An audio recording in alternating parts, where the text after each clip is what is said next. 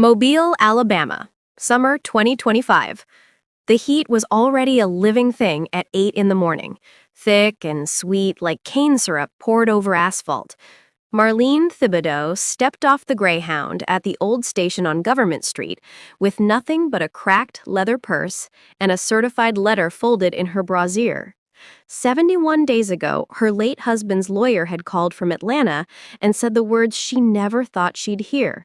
Mrs. Thibodeaux, your husband's crypto wallet finally unlocked. Congratulations, you just won the lottery. $19,412,000, give or take the price of Bitcoin today. Marlene had cried exactly once, in the shower where nobody could see, then bought herself a first-class ticket home. She was 68, widowed 12 years, childless by choice until her only son, Travis Jr., showed up at 34 with a wife named Brittany and a story about failed IVF treatments that had already cost them $80,000 they didn't have. She walked the 6 blocks from the station to her little shotgun house in the Maysville Historic District, magnolias dripping on her shoulders like blessings. She was humming, planning how she would tell Travis and Brittany the news tonight over shrimp etouffee, how she would buy the big white house on Dauphin Island Parkway with the wraparound porch and room for the twins they kept saying were coming any day now. The front windows were open to catch the breeze. Marlene was still half a block away when she heard Brittany's laugh, high and sharp like a gull. "Just keep smiling for 3 more months, babe," Brittany was saying. "Preemie twins, NICU bills, the whole sob story. Old lady's so desperate for grandbabies, she'll sign the new house over before the ink's dry on the fake ultrasound. Then we say the babies didn't make it. Tragedy. Inheritance secured." Marlene stopped dead under the live oak, Spanish moss brushing her cheek. She felt her heart fold in on itself, neat as a letter slid into an envelope. Travis's voice came next, lazy and amused. "Relax, Britt. Mama's already talking about buying that 6-bedroom on the bay. Soon as the deed's in our name, we flip it, pay off the Ferrari, and ship her to that senior place in Foley. She'll think she's on vacation." Marlene stood there long enough for a bead of sweat to roll from her temple, down her neck, and disappear into her collar. Then she turned around and walked back toward Government Street. She did not cry. She went to the Verizon store and bought the cheapest burner phone they had, cash. That night, she came home smiling, arms full of white roses and a bakery box of pralines. "Y'all are not going to believe what the good Lord dropped in my lap today," she sang, kissing both their cheeks. Brittany's eyes glittered like a catfish when it seized the hook. "Tell us, Mama Marlene." Marlene told them everything. The crypto, the millions, the plans she had to buy the big house on the bay so the twins got room to run. She watched Brittany's pupils blow wide with greed and Travis lick his lips like a dog smelling steak. She never mentioned she had heard one single word through the window. The next morning, she started the performance of her life. First came the diet.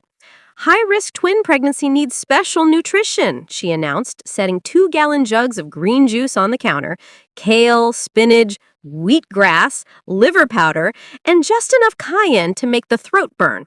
Doctor on YouTube said this the only thing keep preemie twins from brain damage. Brittany gagged on the first sip. Marlene stood over her with the patience of a saint and the eyes of a gator. "Drink up, sugar, every drop for them babies." Then came bed rest. Marlene moved the king bed into the living room so Brittany would be closer to the kitchen and the bathroom. She installed a baby monitor on both sides, day and night, in case you need me, Cher. The camera feed went straight to Marlene's iPad. She hired a cleaning lady who only spoke Spanish, so Brittany couldn't complain. Every surface smelled of bleach and lemon oil. Marlene cooked nothing but boiled eggs, sardines, and oatmeal thick enough to patch roofs. She claimed salt caused preterm labor, and sugar caused gestational diabetes. The house began to smell like a low-tide dock. At week 28, she brought home a hospital-grade fetal Doppler.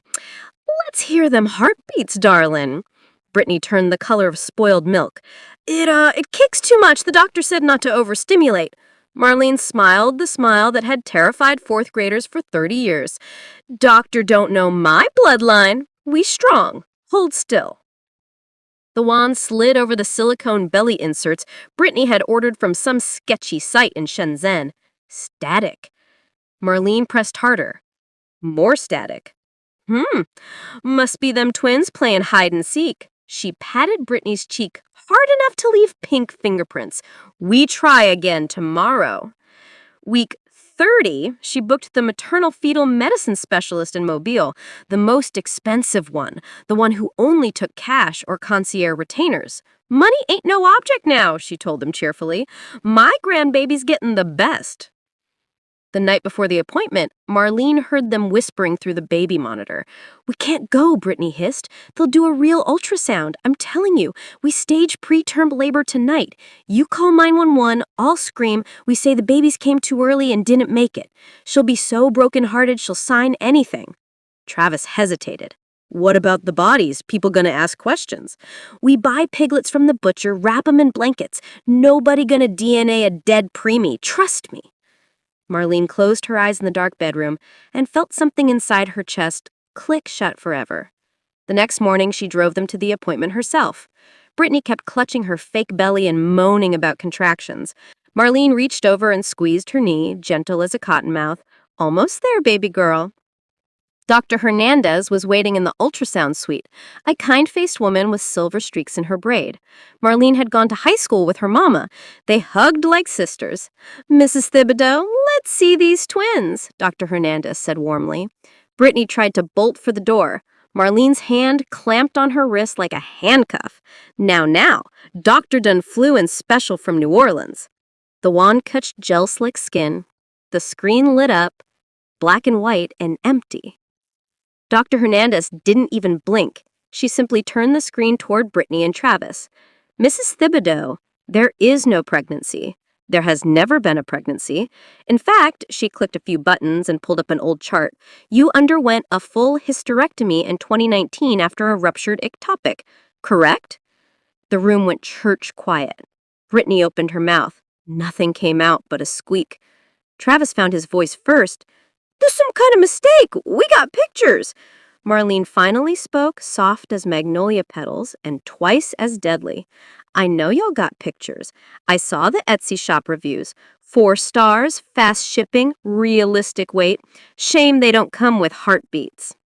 She reached into her purse and pulled out the 2 silicone bellies she had removed from the trash at 3 a.m., still warm from Brittany's body heat. She set them on the counter like evidence. Dr. Hernandez pressed a button. 2 security guards appeared. Mrs. Thibodeaux has asked me to file a medical fraud and attempted theft by deception. Officers are downstairs. Brittany started screaming that it was all a misunderstanding. Travis tried to run and face-planted into a very large guard's chest. Marlene just stood there, hands folded, watching the only child she ever carried get handcuffed for trying to rob her blind. 3 weeks later, the big white house on Dauphin Island Parkway closed escrow. Marlene signed the papers alone.